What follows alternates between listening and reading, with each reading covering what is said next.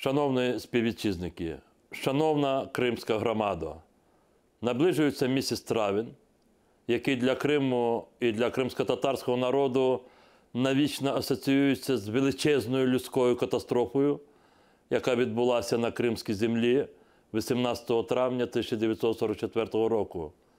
Сюргун, депортація, геноцид – це назви того злочину, який був здійснений комуністичним режимом колишнього СРСР проти корінного народу Криму – кримських татар.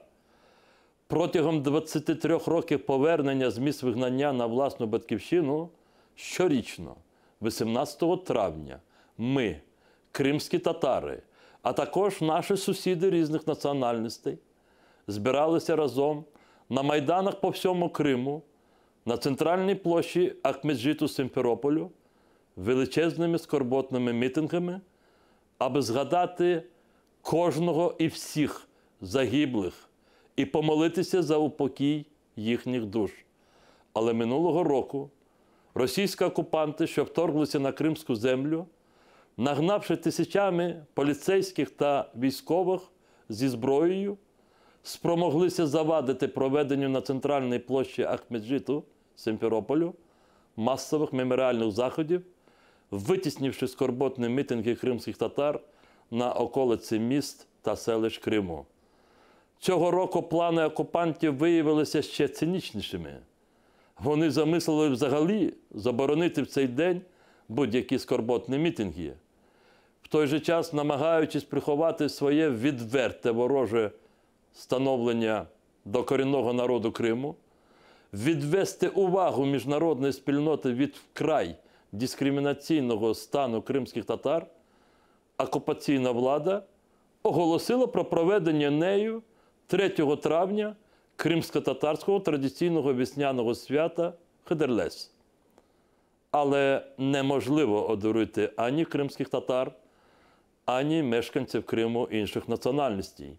Вірю, що у ситуації, коли щезнуть молоді кримські татари, деяких з котрих потім знаходять вбитими, заборонене проживання в Криму лідеру кримсько-татарського народу Мустафі Джемілєву, також голові Меджлісу, і разом з ними Ісмету Юкселю та Сінаверу Кадирову, заступника голови Меджлісу кримсько-татарського народу Ахтема Чийгоза та разом з ним Алі Асанова кинуто за грати, заборонений єдиний у світі кримсько-татарський телевізійний канал АТР та низка інших кримсько-татарських і українських медіа, здійснюється шалений тиск на підприємців та бізнес-громадян, щоденно здійснюються обшуки домівок та затримання громадян, кожна порядна людина в Криму знайде достойну форму поведінки для себе, своїх рідних і близьких,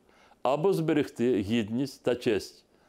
Шановні співвітчизники кримські татари, шановні співгромадяни, мешканці Криму, знаймо, що ці гіркі дні згодом зникнуть, і над благословенним Кримом знову засіяє сонце свободи.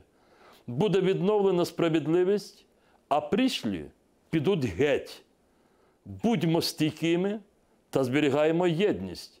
Хай живе кримсько-татарський народ, хай Всевишній виявить свою милость до всіх, хто живе в Криму та залишається вірним своїм принципам, своєму народу, своїй державі.